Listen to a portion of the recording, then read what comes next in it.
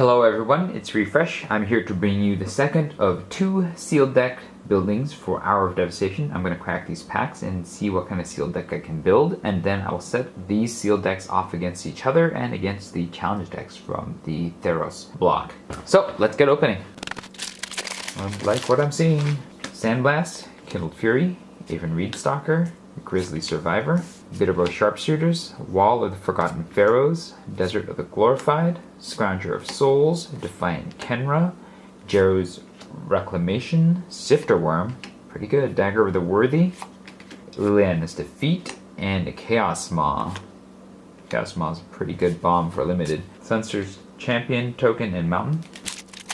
A Tragic Lesson, Aven of Enduring Hope, a Firebrand Archer, a Frilled Sandwalla, a Lethal Sting, a Beneath the Sands, Life Goes On, Traveler's Amulet, Granitic Titan, Crypt of the Eternals, Razaketh's Rite, Burning Fist Minotaur, Fraying Sanity, it's kind of a win condition, Solitary Camel, Shiny, a Mountain Full Art, and a Cat Token.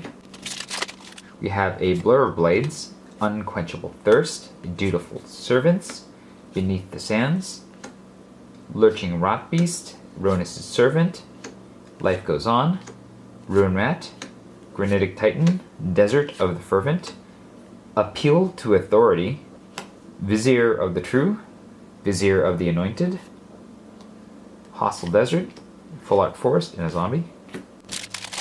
We have a Countervailing Winds, a Sandblast, Firebrand Archer, a Rampaging Hippo, Moaning Wall, Ambuscade, Desert of the Fervent, Feral Prowler, Striped Riverwinder, Merciless Eternal, Fervent Paincaster, Saving Grace, Nahab the Eternal, a Shiny Island, a Forest, and a Champion of Wits. We have a Talk Skirmisher, a Bloodlust Inciter, a Sacred Cat, a Compelling Argument, a Pouncing Cheetah, a Cursed Minotaur, a Cartouche of Strength, a Hyena Pack, an Impeccable Timing, a Luxa River Shrine, a True Heart Duelist, a Destined to Lead, a Gravedigger, a Rags to Riches, a Island, and a Gideon Emblem. Final Amonkhet pack, a Ancient Crab, a Minotaur Sureshot, an Anointer Priest, a Talk Skirmisher, a Greater Sandworm, an Unburdened, a Hyena Pack, an Impeccable Timing, another Luxa River Shrine, Horror of the Broken Lands, Ronus' Monument, Scaled Behemoth, Grimstrider, Failure to Comply, a Mountain, and a Counter Punch-Out. Okay, let's take a look at what we have here. Now we have a number of these split cards, which are in a variety of colors: white, green, blue, and black. In fact, each one has two colors represented. But let's see what we have for each color. For white, Impeccable Timing is kind of removal. Anointer Priest is okay. True Heart Duelist is a little better. Another Impeccable Timing is removal. Sacred Cat's not that great. Saving Grace is a weird kind of damage prevention slash... It's a weird combat trick. Sandblast is also removal, much like Impeccable Timing, but bigger and better. Vizier of the True is decent for getting in. Dutiful Servants is just okay as a ground blocker. Solitary Camel can be good, but it's just a ground guy. Aven of Enduring Hope is a way to win the game. Jero's Renunciation is a way to get through, but I don't know how good it is, even with the cycling for one. Sandblast again. Alright, so white has some really good removal in two Impeccable Timings and Sandblasts, and then some decent creatures. It's not great, but the removal does make me want to play white again. Let's take a look at blue. We have just a guy, a defensive guy. I mean, a guy that's value because he comes back, but a mill card, another guy. A Striped Riverwinder is a kind of way to get to the end game, or to win the game because it's hexproof and it's big. Countervailing Winds is just alright. Vizier of the Anointed is good if I have a lot of Embalm or Eternalized creatures, which doesn't seem to be the case, but we'll see. It may go in value depending on what's out there. Unquenchable Thirst is a kind of removal, if there are deserts, so it really depends. Fraying Sanity is a win condition in itself, only if you're already milling or there are cards being lost. So I don't know how much I like this. I think I put it in the mill plan. Tragic Lesson is card draw, which is okay. Aven Reedstalker is evasive creature and possibly semi-removal. I don't think I love blue. There's not a lot going on here that's compelling, despite the fact that there's a compelling argument in there. So I think it's not going to get played. But we also have Failure to Comply, which is weird counterspell / silence. And then the back half of Riches, which lets you take a creature for 7. It's not great. Alright, let's look at black. Alright, we have Grimstrider, which is only good if you can get empty-handed. At the end of the game, it's not bad. Horde of the Broken Lands is decent if you can cycle. And it can be cycled, which is good. Unburdened is not great, but it's okay. Gravedigger is good recursion. Cursed Minotaur is an evasive threat. Merciless Eternal, it's not bad. It has means of getting in for damage, but I don't know if it's as good as Gravedigger or Cursed Minotaur. Moaning Wall is not very good unless I'm in the cycling deck. Ruin Rat is decent defensive creature. Lurching Rock Beast is, I guess, a cycling deck card. It does offer 4 power for it gets blocked by everybody under the sun, so I'm going to put it down here. Razaketh Right is only good if I need to get something for my library, and I don't know if there's anything that's like I need to get it, but it also cycles, which makes it a little bit better. So we'll put it here. Lethal Sting is removal. Liliana's Defeat is sideboard. Scrounger of Souls is a decent ground guy for sealed. Desert of the Glorified, I'd play that if I was playing black. Grizzly's Survivor is only good if I'm in the cycle deck. I don't think I am, so we'll put it behind all the other cycling cards. Alright, black has got 1 piece of removal, some decent creatures. I don't know that there's enough here to make me want to play it, but we'll keep it in mind. Oh, black also has Destined, which is a way of getting through, if you have enough mana. Rags, which is a kind of a board wipe of weak creatures. Alright, red, 3/4, that's not great. Miniature Sure Shot's pretty good. Bloodlust Insider is, I guess, okay if I have a lot to charge in with. Nehab the Eternal's pretty good. I wouldn't say he's quite a bomb, but he does manage to cheat in some cards, and he's a pretty big guy and at a good costed body, so it'll probably get played if I play. This is a pinger. I think a pinger is pretty good. It's not great because it exerts to ping, but I think it's worth playing. Desert of the Fervent would get played if I play red.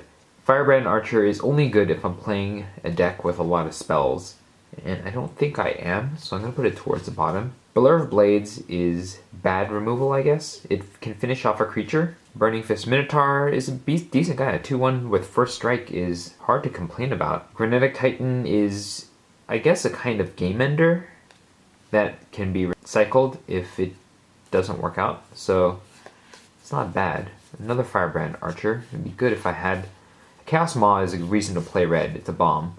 It takes out everything and then just leaves itself standing, so I think red is almost certain to be played. We have Defiant Kenra, which is just an okay guy.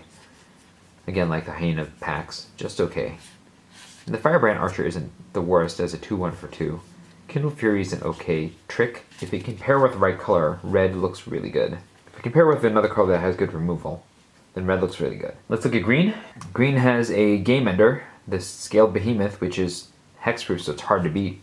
The Game Ender in the Greater Sandworm as well. A removal in Cartouche of Strength. A Pouncing Cheetah, which is okay. Feral Prowler, which is a decent ground blocker until it dies and then gets replaced. Ambuscade, which is good removal. Another Game Ender in Rampaging Hippo. Life Goes On, which is not very good. Ronus Stalwart is a decent aggro guy for the start of the game. Beneath the Sands is ramp. It's not bad. And it can get cycled. Life Goes On is terrible. Beneath the Sands again for more ramp and fixing. Filled Sandwall is a pretty good start. The Sifter Worm is also a way to really turn the game around. So, yes. Bitterbow Sharpshooters is another game ender. It looks like green is heavy on big creatures, and it has a couple ways of removing things. And then it just needs smaller creatures to get there. So green looks decent, especially with all the big fatties at the top and ramp to get there. Green also has Appeal to Authority, which pairs with white to give a creature a huge amount of damage and trample. And then green is the back half of Destined, so if it pairs with black, then all creatures must block target.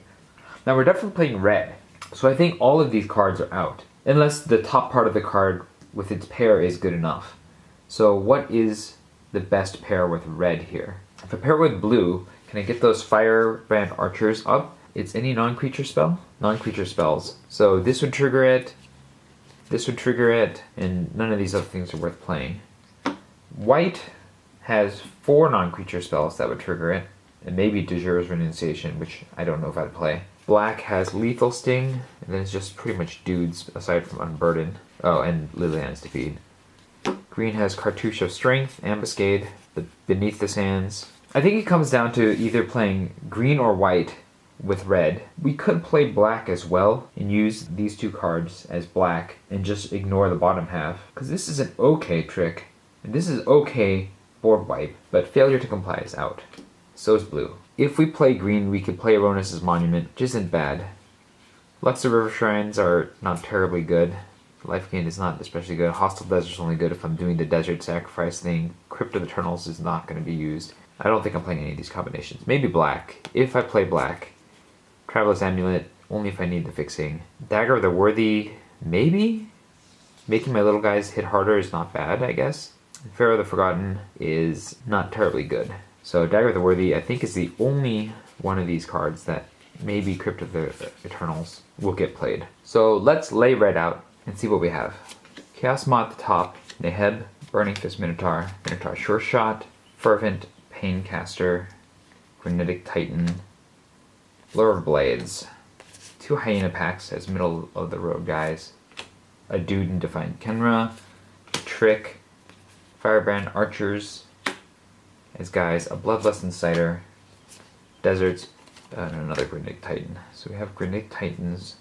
Red is kind of a deck by itself. It's not great. Let's see how it looks with black. You get a combat trick and a quasi board wipe, another removal, a guy there, a way to get a guy back, a guy there, a blocker, a couple more guys, this guy, which isn't great, a way to get what we need whenever we need it, this guy, which isn't great, Unburden is not great, Grizzly Survivors, probably, these are not going to get played, maybe the Desert will get played. So red and black, you know, the power level is not great. There is removal though, in the Rags, the Lethal Sting, some more combat tricks in Destined, ways to get my game enders if I need them, but I don't know how much I like this. It's okay. This is definitely an option. Let's take a look at the other options. Okay, let's look at green. Aronis' Monument, Cartouche of Strength is removal, Ambuscade is removal, Sandwall is a decent guy at the bottom, this is a decent guy, more decent guys at the bottom, Ramp, which will get us to the top, Bat, more fatties, more fatties, more fatties, more fatties, and then Life Gain, which is not good. And this, it looks like a weird, like, anti-bell curve, because everything's at the bottom and at the top.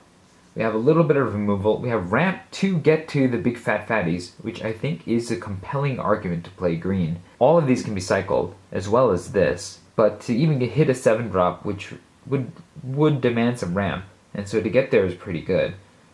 And then Aronis' Monument is not the greatest monument. It only works a little bit with the green spells, the green creature spells, so there's only a few creatures that are going to get the discount, but giving one of the creatures that I have some beat power isn't bad. So this is all maybe. Oh, and Appeal to Authority, which is a way of getting one creature huge and attacking, but I don't think it's that good in this particular deck.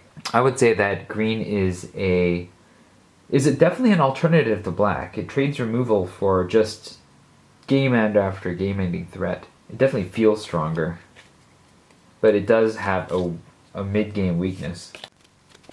And white. So white gets us the most removal with 2 Impeccable Timings and 2 Sandblasts. Some ways of getting through. Some blockers. This, which actually works with the 2 deserts that we have. Jero's Renunciation is not great, but I guess it's a way to get through. These guys are just more guys. This is a weird combat trick. Sacred Cat's not great. So white provides the most amount of removal. And then something that looks more like a traditional creature curve. Obviously we'd have to shave a bunch of cards from this. But it's not terribly exciting. I do like the idea that we can Sandblast Impeccable Timing everything away, but I don't know if it's enough to make me want to play this deck. I think if we were to play white, the cuts would be pretty simple. Sacred Cat and Anointed Priest would be out. I think I would remove Dejiru's Renunciation, probably the Dutiful Servants, because we're really on a more aggressive attack plan here. And in the final deck, I probably remove the Firebrand Archers because they're just not that good with 7 non-creature spells. And this might be something that resembles the final deck. Maybe we put these back in just to get there. To get to 23. So this would be something on the final deck if I played white. It's got good removal, but it's not terribly exciting. I think the deck for me, even with losing 4 removal spells, is going to be the green deck. The red-green deck. Specifically because Neheb charges mana. He creates mana for damage done. And then if we add Dagger of the Worthy, it makes our little guys at the bottom, which we're going to have a lot of, a bit more useful throughout. Appeal's a maybe. Ronus is probably going to get played. We're going to ramp because we want to get to all of our big fat fatties. We have removal like this. Filled Sandwall plays above its abilities. Bloodlust Inciter is a way of getting big guys hitting really hard, really fast. Pouncing Cheetah is kind of removal too. Bad removal, but removal. And then we just have all these guys at the top. And this just, I think, feels better. So let's see how many cards we have and what we're going to cut. So we have to make a lot of cuts for this to work. First of all, as awesome as the top end is, it's probably too fat. Even though we're going to cycle a whole bunch of these guys most of the time. Appeal to Authority is out. I don't think it's good enough. I think the ramp needs to stay. The removal certainly needs to stay. Dagger needs to stay to make the little guys more of a threat. I think we take out the Firebrand Archers because I don't think they're going to get in much. And they're a bit susceptible. So maybe this is the bottom. We have a lot of big guys, but 4 of them are recyclable. Let's take out one Granitic Titan because it's probably the weakest of these bodies. So we need to make, 4 more cuts? I think we're going to cut out Blur of Blades because it's just too limited of an ability, even though it's kind of removal. As much as I like Bloodlust Inciter as a way of just casting the fatties and letting the fatties go in, it doesn't really do much otherwise. And so I think I'll only bring it in if I need that speed of getting in and attacking the first turn. I think Kindled Fury, even though it's a nice trick, is a bit limited. So I'm going to get rid of that. Maybe I get rid of the other Granitic Titan. The 4 toughness, I guess, makes it the weakest of the fat fatties, even though I can cycle it. I don't know if that cycling makes up for the fact that it is sort of the weakest. And then go with this deck? Yeah, I think this is it. I think this is the deck. So let's see what we need. We need 1, 2, 3, 4, 5, 6, 7, 8, 9, 10, 11, 12. 12 red mana symbols, 17 green mana symbols. We have 2 Deserts of the Fervent, and we need 17 lands total. So I would add 9 forests and 6 mountains. And with 9 forests and 6 mountains, this deck is complete. If you enjoyed this deck, hit the like button. If you'd like to see more such videos, hit subscribe. And stay tuned for these decks to battle each other and the challenge decks from the Theros block. This is Refresh, thanks for watching, and I'll see you next time.